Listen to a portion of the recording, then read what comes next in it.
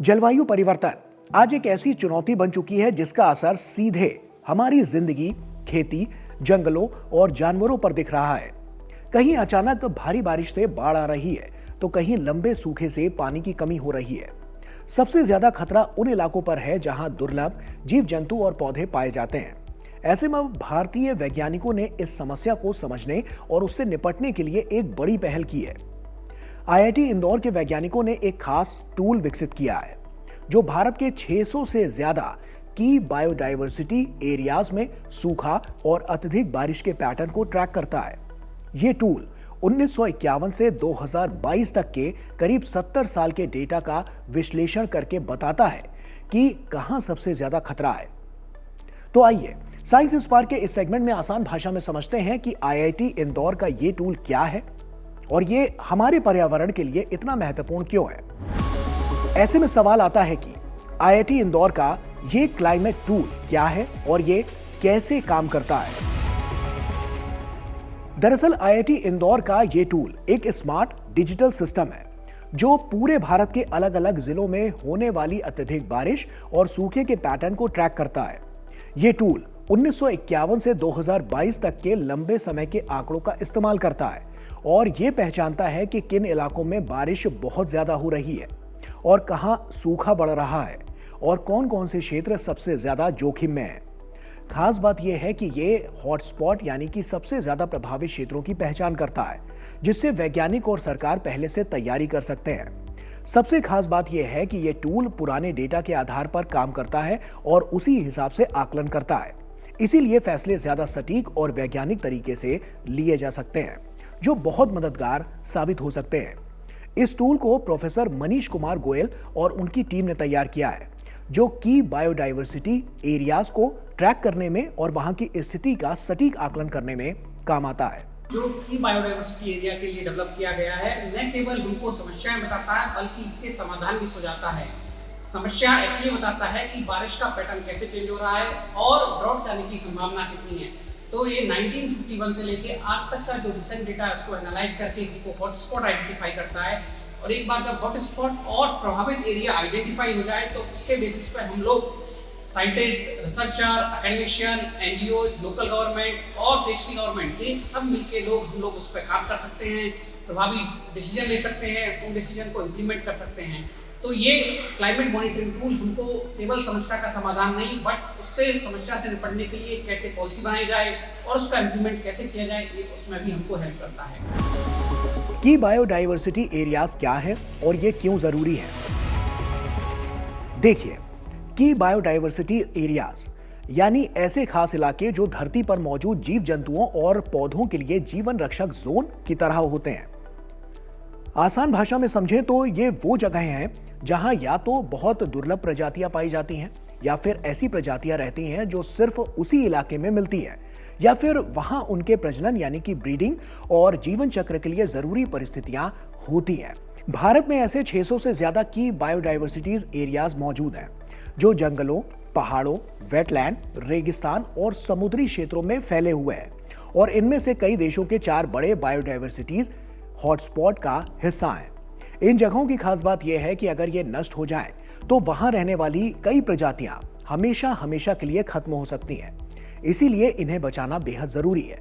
आज जलवायु परिवर्तन, बढ़ती आबादी और मानव गतिविधियों के कारण इन इलाकों पर खतरा बढ़ रहा है, जैसे पश्चिमी घाट में जनसंख्या दबाव और हिमालय में तेजी से बढ़ता तापमान। ऐसे में की बायोडायवर्सिटी एरियाज की पहचान और सुरक्षा करना इसीलिए जरूरी है ताकि हमारी जैव विविधता यानी कि बायोडायवर्सिटी सुरक्षित रह सके, पर्यावरण संतुलित बना रहे और आने वाली पीढ़ियों को भी प्रकृति का ये अनमोल धरोहर मिल सके। की बायोडायवर्सिटी एरियाज ऐसे भौगोलिक इलाके होते हैं जहां पर दुर्लभ प्रजातियां पाई जाती हैं और ये प्रजातियां हो सकता है उसी इलाके में रहती हों और इन प्रजातियों के लिए विशेष पारिस्थितिक तंत्र उस भौगोलिक भाग में मौजूद हो।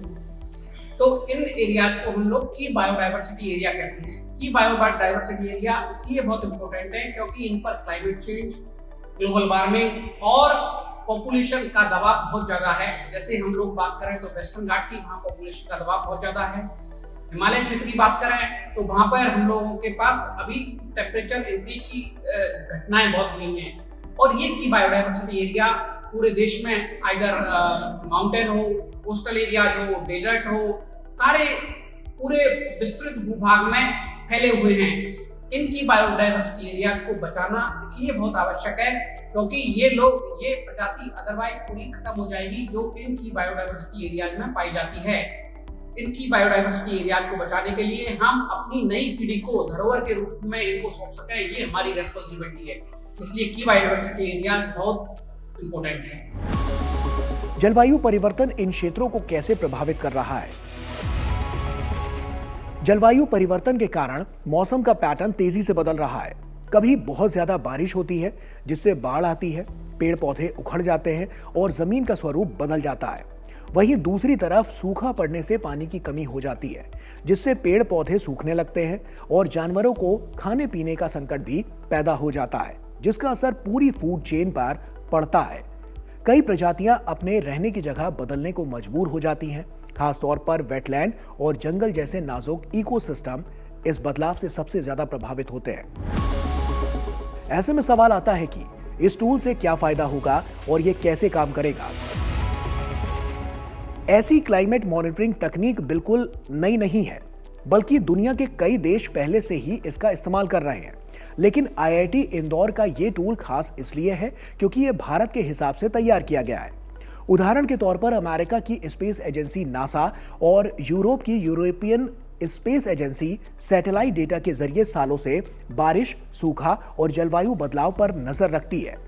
इसी तरह WMO भी ग्लोबल लेवल पर मौसम और जलवायु का डेटा इकट्ठा करके देशों को चेतावनी देती है। लेकिन इन ग्लोबल सिस्टम्स की एक सीमा होती है कि वे हर देश के छोटे छोटे इलाकों की बारीक जानकारी नहीं दे पाते। इसीलिए ये टूल खास तौर पर इस तरह से डिजाइन किया गया है कि यह भारत की मौसम परिस्थितियों के हिसाब से ही काम करता है। सच यह है कि भारत में सैटेलाइट और मौसम विभाग दोनों ही डिस्ट्रिक्ट लेवल पर यानी कि जिला स्तर तक डेटा देते हैं, लेकिन फिर भी ऐसे नए टूल की जरूरत इसलिए पड़ती है क्योंकि सैटेलाइट डेटा अक्सर बड़े एरिया यानी कि कई किलोमीटर का औसत दिखाता है, लेकिन जमीन पर बदलाव बहुत छोटे छोटे स्तर पर होते हैं। जैसे एक ही जिले में कहीं सूखा तो कहीं पानी भरा हुआ होता है।